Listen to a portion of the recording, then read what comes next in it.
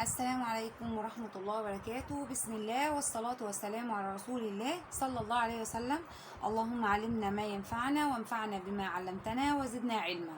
سبحانك لا علم لنا إلا ما علمتنا إنك أنت العليم الحكيم. إن شاء الله هنعمل مع بعض النهاردة ملاية بأستك لسرير متر وسرير 120. أنا شرحتهم قبل كده، بس إن شاء الله النهاردة هنعملهم عملي وبرضه هنشرحهم تاني عشان خاطر مطلوبين مننا. خليكم معايا. دلوقتي احنا معانا مرتبة 120 سنتيمتر في 195. ساعات احنا بيوصل المرتبة بتبقى طولها مترين، تمام كده، لكن احنا معانا النهاردة المرتبة طولها 195 في 120. انتي اعملي كده كل مرة، اعملي كده عشان خاطر تبقى مظبوطة معاكي. هنحط 120 هنا، تمام، وال195 هنا. ده كده ايه؟ السرير ده عرض السرير وده طول السرير، تمام. هنعمل ازاي؟ هنقول ايه هنا؟ احنا المفروض يعني هنطول من كل جنب 40 سنتي، تمام. فاحنا معانا هنا 40 سنتي وهنا 40 سنتي، وده اصلا المرتبه في النص هنا كده 120. طب وهنا احنا عندنا طول المرتبه، ده عرض المرتبه، الطول 195، تمام. 40 سنتي برضو هنزودهم في القماش، وهنا برضو 40 سنتي، يعني احنا محتاجين 80 سنتي في كل اتجاه، تمام. طيب هنا دلوقتي 40 و40 80 و120، ادي كده مترين، يبقى احنا محتاجين نقص القماش على مترين، تمام كده. طيب بالنسبه لطول القماش 195 و80 اللي هم ال40 وال40 مترين 75، تمام كده. مترين 75. احنا عندنا عرض القماش قد ايه اصلا؟ عرض القماش اصلا بيجي لنا مترين 32 سنتي تقريبا، تمام. مترين و30 سنتي، 232 سنتي، يعني قولي مترين و30، لان 2 سنتي دول هيروحوا في الخياطه، تمام. طب احنا دلوقتي معانا 200 ايه 5 ايه و70، فاحنا عايزين نكملهم ديت يبقوا 275، فاحنا هنقول دي كانها 230 و45 سنتي، يبقى كده ادي ايه المترين 75. واحده واحده كده احنا هنقص القماش مترين، تمام. احنا على الطبيعي بيجيلنا القماش رسمه هنا صغننه، والرسمات الكبيره بتبقى من تحت، تمام كده. احنا عايزين الرسمه تبقى كده مظبوطه على السرير، تمام. الرسمه هتبقى مظبوطه على السرير بالشكل ده كده. طب احنا بقى محتاجين بقى نطول بقى في كل اتجاه ال80. احنا قصينا المترين، تمام كده. المترين القماش مترين في مترين كام؟ مترين و30. فاحنا بقى ايه المفروض؟ ان احنا ال 45 سنتي دولت اللي هنطولهم فوق هنا، هنقص 45 سنتي ونروح مخيطينهم هنا، يبقى احنا كبرنا طول القماش، وادي العرض يعتبر مترين كبرناه، يبقى كده في كل الاتجاهات 40 سنتي. وهوريكم هنخيطها ازاي دلوقتي طبعا هوريكم القماش برضو، وهوريكم هنخيطها ازاي.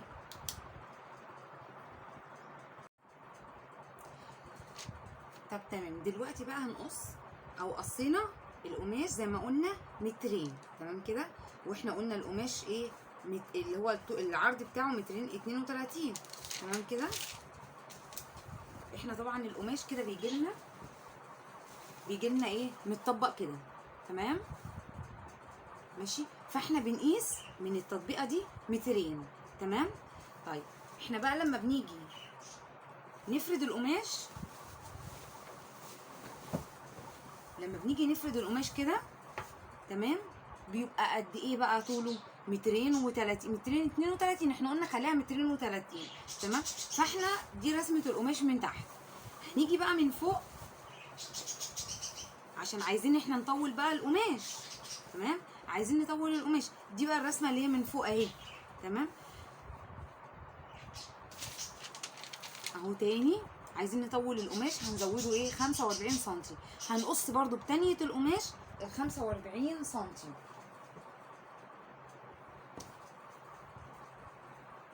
تمام. ادي ايه برضو زي ما انتم شايفين كده 45 سنتي، تمام.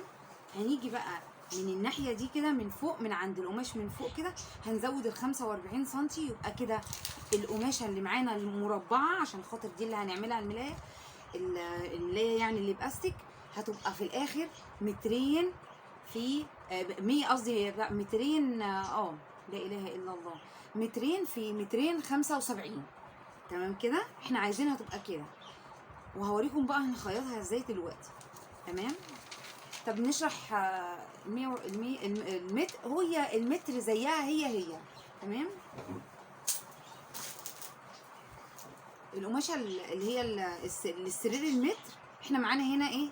متر القماش قصيناها متر برضو بنفس الطريقه. احنا محتاجين برضو 40 سم و40 سم، يعني ايه 80 سم، يبقى ايه 180 سم. تمام.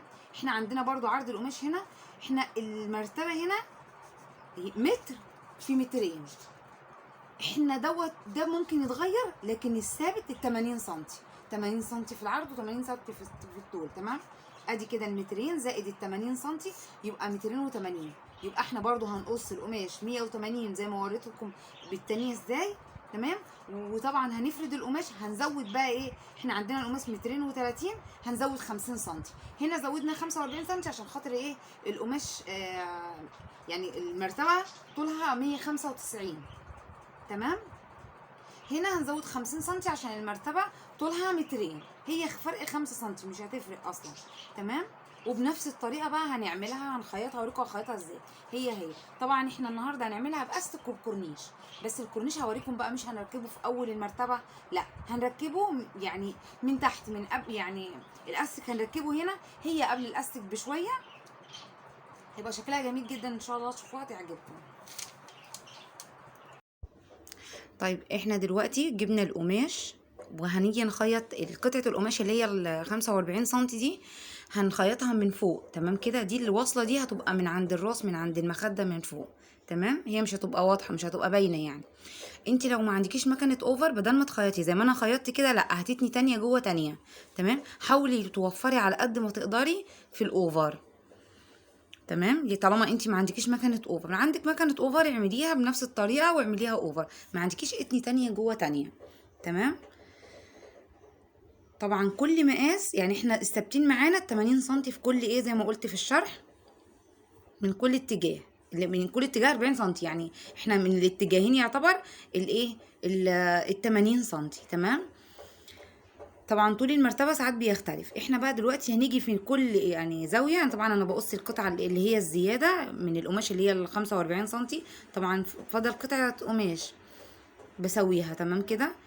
بنيجي من كل زاويه بناخد مثلث، طبعا احنا مزودين في كل اتجاه 40 سم، صح كده. المفروض هنقيس بالمسطره 40 سم بنفس الطريقه دي. تمام كده. بس انا بفضل ان احنا ما نقيسش 40 سم، لا قيسي 39 سم، علشان خاطر ساعات ايدينا ما بتبقاش مظبوطه. تمام.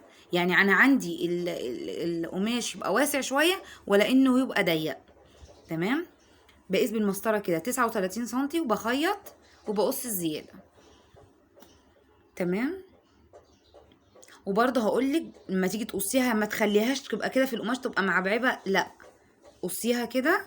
عندك اوفر اعمليها اوفر، ما عندكيش اوفر هقولك تخيطيها ازاي. دلوقتي برضو كنت بشرح من فتره الملايه اللي باستك المقاس 160، وبرضو وريتكم نفس الطريقه دي، بنات ما شاء الله عملوها، والطريقه كانت سهله جدا بالنسبه لهم. بتدخلي القماش كده كده في الفتحه وبتخيطي. تمام. هنعمل الاربع زوايا بنفس الطريقه دي، هنقيس 39 سم مش 40 سم. تمام كده. بعد ما نعمل الاربع زوايا هنقيس، احنا معانا كده يعتبر ايه القماش كده جاي كأنه مربع عشان هيتلبس في المرتبه. هتجيبي مزوره وتقيسي، احنا مقاس المرتبه 120 في 195، المفروض اتجاهين اتجاهين هيجوا معاكي 100 و 195، واتجاهين 120. طب لو جه اقل من كده تفكي الخياطه اللي انت عاملاها في الزوايا دي شويه، علشان خاطر تظبطي المقاس، عشان خاطر لو جه ضيق مش هيدخل في المرتبه. تمام. طب لو جه واسع ظبطي قللي سنه، لو سنتي 2 سنتي مفيش مشكله، ده بسيطه. لكن طبعا انا بوريكي هنا ان انت لازم تقيسي الاربع زوايا، زاويتين 120 وزاويتين 195، عشان ده دوت مقاس المرتبه. تمام. دلوقتي انا طبعا المفروض ان انا هعمل ملايه باستك وكورنيش، المفروض ان انا هركب الكورنيش الاول. انا طبعا غلطت ورحت مركبه الاستك الاول، طبعا بعد ما ركبت شويه في الاستيك افتكرت ان انا المفروض اركب الكورنيش الاول عشان خاطر انا ما يعكسنيش بعد ما اركب الاستيك. انت لو ما عندكيش اوفر برضه زي بقولك، زي هتتني القماش كده وتروحي مركبه عليه مخيطه عليه الاستيك. تمام. طبعا زي ما بقول لكم انا هنا طبعا ما رضيتش اقص القطعه دي الحته ديت عشان خاطر يعني ااكد عليكم. هتركبي كورنيش يبقى لازم تركبي الكورنيش الاول وبعد كده تركبي الاستيك. تمام. اي سؤال او اي استفسار ابعتولي على الفيس. انا في لمحة عندي منزلة جروب الفيس وطبعا اي حد اي سؤال اي حاجة اي حد ابعت لي ماسنجر وان شاء الله بتم الرد عليكم. طبعا دلوقتي انا بوريكم ان هي دلوقتي المفروض الكورنيش عشان احنا هنركب الكورنيش من تحت فطوله هيبقى 30 سنتي، فاحنا محتاجين 60 سنتي، 30 سنتي و30 سنتي. تمام كده. وبنخيطهم في بعض عشان طبعا انتوا عارفين الكورنيش بيبقى ضعف القماش. تمام. بنقيس 60 سنتي بنقصه على 2. تمام. انا دلوقتي بخيط الكورنيشين في بعض 30 سنتي و30 سنتي. تمام. وبروح مخيطه من الثلاث اتجاهات. طبعا انا ما عنديش اوفر، خيطي الاربع اتجاهات عشان تركبي على طول والامر يبقى سهل بالنسبه لك. تمام. حاجه بقى كمان لازم تبقي واخده بالك منها. احنا بقى دلوقتي هنركب الكورنيش، هتقيسي من عند الزاويه من فوق مش من تحت، هتقيسي من فوق. عندك ارتفاع المرتبه 30 سم قيسي 30 سم وركبي الكورنيش. عندك ارتفاع المرتبه 22 سم قيسي 22 سم من فوق، من اول الزاويه من فوق وركبي الكورنيش. تمام. ما تركبيش الكورنيش كده عشوائي عشان خاطر ما يجيش ولا يخش تحت المرتبه ولا يبقى فوق خالص. تمام كده. يبقى مظبوط. تقيسي من اول الزاويه لغايه مقاس طول ارتفاع المرتبه. تمام. لازم دي تبقى مظبوطه في الحته، يعني لو هتركبي كورنيش. طب بالنسبه لتركيب الكورنيش انا بفضل ان هو الموديل ده ان هو كله يبقى مشجر، لان دوت يعني انا شايفه ان هو ده الافضل ليه والاحلى، لان عملت قبل كده ساده ومشجر ما كانش كويس، مش حلو يعني. فطبعا وبرده الافضل ان انت تعملي كسر، مش تعملي كسر صغيره خالص اللي هي الفرونس، لا اعملي الكسر الكبيره دي بيبقى شكلها احلى في الموديل اللي هو ملايه باستيك وكورنيش، لان انا برضو جربت ده وجربت ده فطبعا بقول لكم على الافضل. تمام. انا كده المفروض بركب الكورنيش لغايه الاخر. وحاجه كمان برضو لازم تبقي عارفه السراير محطوطه ازاي عشان تحطي الكورنيش هتركبيه انهي اتجاه. لازم الاتجاه يبقى مظبوط. ينفع تركبي الكورنيش وبعد كده تتفاجئي ان انت هتركبي الكورنيش كده يبقى جوه يعني مكان الحيطه؟ لا، لازم تظبطي الاتجاهات قبل ما تركبي. مش كل حاجه بنعملها عشوائي كده، لا لازم تركزي في كل حاجه بتعمليها. طبعا انت بتعملي سريرين، ده سرير اطفال، وحتى لو السرير الكبير ساعات في العميل بيبقى سريره يمين سريره شمال، فلازم تسألي. طبعا انا دلوقتي خلاص ركبت الكورنيش في الاتجاه اللي انا عايزاه، فالمفروض دلوقتي ان انا هركب الاستيك. تمام. طبعا برضو بنفس الطريقه السرير 100 السرير متر احنا دوت انا كنت بركب كده ده للسرير 120. طب السرير متر برضو هتعملي نفس الزوايا اللي انا قلتلك عليها وهتركبي برضو القماشه الزياده اللي من فوق وهتخيطي بنفس الطريقه. بس قبل ما تركبي الاستيك هتقيسي انت عندك المرتبه متر في مترين او متر في 195، لازم يجيلك الاربع زوايا بنفس مقاس المرتبه. لازم يكون المقاس مظبوط قبل ما اركب الاستيك. انت تقيسي عشان ما ينفعش بعد ما تركبي الاستيك تيجي تلبسي المرتبه تروحي تلاقيها ضيقه يبقى انت بوظتي الملايه. لا، لازم تظبطي ولازم يبقى مقاساتك مظبوطه ولازم تركزي علشان خاطر الحاجه تطلع في ايديكي مظبوطه. يعني الواحد يعني والله انا يعني في اوقات يعني اديني شغاله اهو بقالي كام سنه، بس في اوقات ممكن غصب عني يعني من الدربكه والاولاد ومش عارفه ممكن غصب عني يعني اتلخبط حاجه تحصل معايا. فلازم تركزي وانت بتشتغلي كده. انا خلصتها الحمد لله وده شكلها. ولو عايزين برضو انا هسيب لكم في علامه الاي انا منزله فيديو لمجموعه صور انا كنت شغالاها لملايه باستيك وكورنيش، ما شاء الله كلهم احلى من بعض. ودمتم طيبين وبخير. السلام عليكم ورحمه الله وبركاته.